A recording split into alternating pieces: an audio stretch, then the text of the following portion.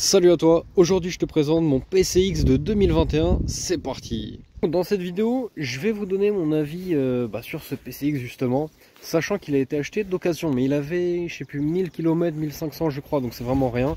Actuellement, on va voir plus tard le tableau de bord et tout, mais pour vous montrer un peu, hop. Alors actuellement il en a, est-ce qu'on voit bien? Non, je crois qu'on voit très très mal à cause du reflet.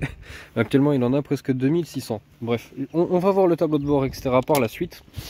Donc le point positif de ce PCX c'est quoi? C'est que c'est un bon 125 et honnêtement pas trop cher. C'est pas le meilleur des 125, notamment si tu le compares au Forza, c'est clair que c'est pas la même chose, mais en termes de prix c'est pas la même chose non plus.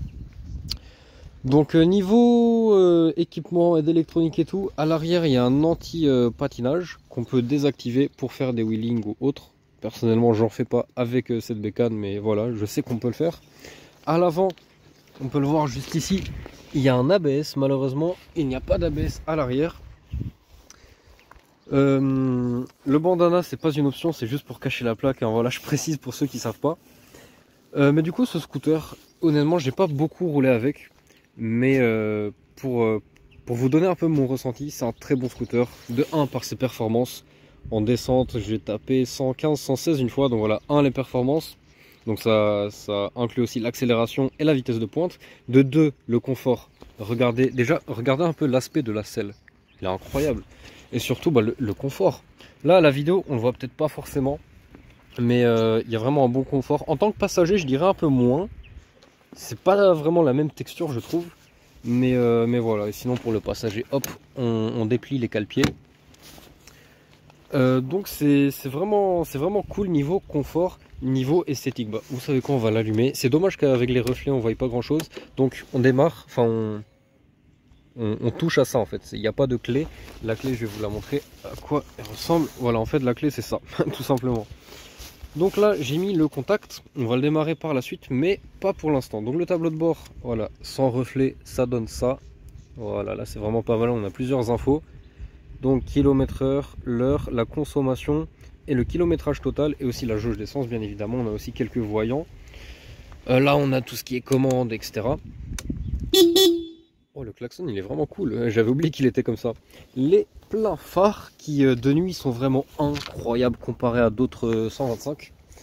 Mais surtout ce que j'aime beaucoup sur ce scooter, et il y a ça sur peu de 125, sur peu de scooters, c'est ce petit bouton magique. Et en fait c'est le warning, et ouais c'est le warning.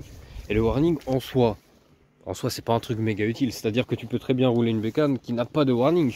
Mais je t'avoue que parfois, ça fait son petit effet. Enfin personnellement j'aime bien qu'ils aient mis ça.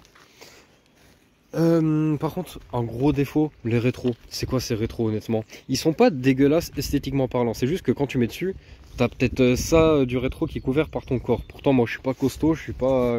tu vois ce que je veux dire? En fait les rétros ils sont vraiment pas ouf. Du coup voilà, l'écriture PCX c'est vraiment joli. Un truc qui m'inquiète, j'en dirais pas autant mais qui me plaît pas. Regardez-moi le pot. Alors je sais, un pot c'est un pot et tout, mais regardez-moi ces traces de rouille. La couleur du pot, c'est vrai qu'il est pas propre, je suis d'accord. Même là c'est pas propre et tout. Mais le pot a des traces de rouille alors que le scooter a 2500 km qu'il a 3 ans quoi. Donc ça c'est vraiment un truc qui m'inquiète personnellement. Pour vous dire, j'ai aussi une bécane qui a maintenant 13 ans, elle a moins de traces de rouille sur son pot, alors qu'elle a 8000 bornes. Donc ça je sais pas c'est dû à quoi, honnêtement je sais pas. Mais bon après c'est comme ça. De ce côté là on a des choses très intéressantes. Bon je vais pas vous parler le côté mécanique. On a la béquille centrale et la béquille latérale. Donc ça c'est vraiment un atout. Ah oui, quelque chose, quand tu mets tes pieds, faites pas attention, mes chaussures sont vraiment dégueulasses. Pour le coup je viens de sortir, j'étais en forêt hier aussi, avant-hier aussi, enfin bref, faites pas gaffe. Mais tu peux mettre tes pieds et comme ça, un peu en mode T-Max, tu vois ce que je veux dire. Donc ça c'est vraiment cool. Il commence à pleuvoir, c'est génial. Et en fait quand tu mets ce petit, c'est même pas un bouton, je sais pas comment on appelle ça, dites-moi en commentaire. Quand tu le mets dans cette position il me semble, t'as accès au coffre, donc t'appuies et le coffre s'ouvre.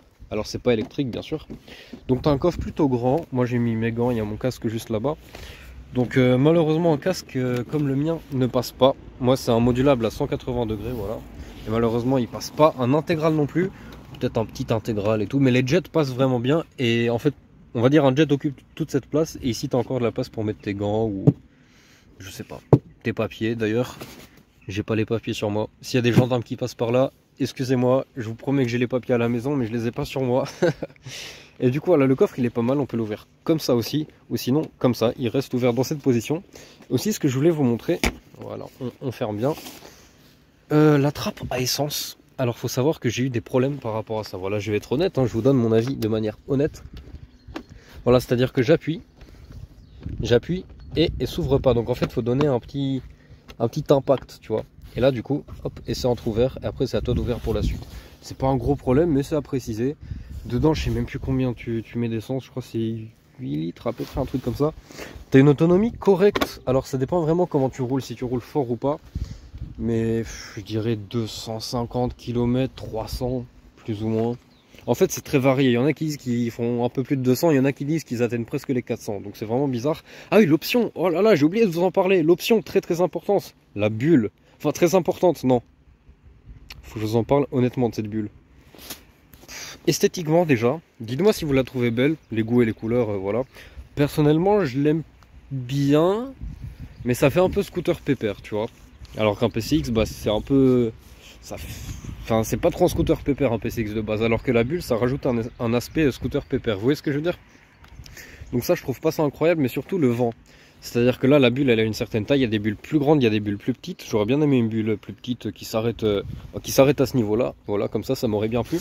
En fait, la bulle et s'arrête pile au niveau de mon cou, de mon torse. Je fais 1m80, je crois. Ouais, plus ou moins. Et en fait, elle s'arrête pile au niveau de mon cou quand je suis assis sur le PCX. Et du coup, je me prends vraiment tout le vent dans mon casque. Et ça, c'est horrible. Genre vraiment, le vent, regardez mon doigt, il fait comme ça. Et là, il y a mon casque. C'est vraiment horrible. Du coup, pour vous dire, j'ai aussi un autre 125 qui n'a pas de bulle, qui est plus petit. Il a l'aspect d'un 50. Et bah là, à 90 km/h, je me prends beaucoup moins de vent. Alors qu'il n'y a aucune protection. Et pourtant, sur ce PCX, pardon, qui est censé avoir une protection, même à 60 km/h, je me prends vraiment beaucoup de vent. Pour vous dire, j'ai un intercom dans mon casque, je vais vous le montrer. Hop, voilà, j'ai un intercom. Et ben, j'entends carrément plus la musique ou la personne avec qui je parle dans mon casque, tellement il y a du vent. Ça, c'est plus valable sur la 4 voies. Mais voilà, en parlant de 4 voies, il tient la 4 voies. Ça lui pose pas trop de soucis. On va dire qu'à la moindre montée, il peut vite redescendre à 95, voire 90 km/h à une montée un peu plus importante. Du coup, sur la 4 voies, c'est pas génial.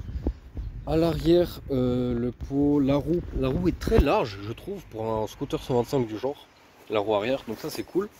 Et maintenant, on va le démarrer, mais d'abord on va le mettre sur la béquille centrale, parce qu'en fait, s'il est sur la béquille latérale, on peut pas le démarrer tout simplement. Hop, c'est un peu galère à faire, parce qu'il fait quand même son poids, hein, on va pas se le cacher. Voilà, hop. Et du coup, pour le démarrer, la clé est dans la poche. On appuie ici, voilà, pour mettre le voyant de clé à distance. On met le contact et là du coup il nous faut bel et bien deux mains pour le démarrer, c'est-à-dire une main qui tient le frein et une main qui met le contact ici. Par exemple sur d'autres scooters tu pouvais démarrer comme ça, frein et contact, mais là non, c'est vraiment avec la partie gauche. Du coup bah je vais le démarrer. Donc c'est très silencieux comme scooter, hein. Écoutez-moi un peu la sonorité. C'est vraiment silencieux même au démarrage, etc. Et là si je le fais rugir un peu, honnêtement c'est bien. À la fin de l'accélération il y a eu un peu de vibration. Ouais, un peu de vibration quand même. En termes de sonorité j'aime bien parce que c'est pas un moustique du genre 2 temps. Tu vois ce que je veux dire? On sent que c'est un bon 4 temps bien comme il faut. Mais il est quand même discret. C'est-à-dire que par exemple mon autre 125 il fait un bruit beaucoup plus fort. Après c'est peut-être dû aux normes européennes et tout, parce que c'est un Euro 5, qui n'est pas le cas de mon autre 125. Mais le bruit, je dirais plutôt bien. Pas incroyable, mais plutôt bien. Pourquoi la bulle tremble comme ça? Ça, je sais pas. Bref, donc dites-moi ce que vous en pensez dans les commentaires. Dites-moi si vous aimeriez bien avoir un PCX. Si vous en avez un, dites-moi votre avis là-dessus. J'espère que ma présentation vous aura plu. Dernière précision, t'as un vide-poche, il y a de l'eau, incroyable. Voilà, ça peut toujours servir avec une prise pour charger ton téléphone, mais il faut un adaptateur si je ne me trompe pas. Hop, voilà, nickel. Donc dites-moi si ça vous a plu tout simplement. Et puis on se retrouve très prochainement pour une nouvelle vidéo. Salut!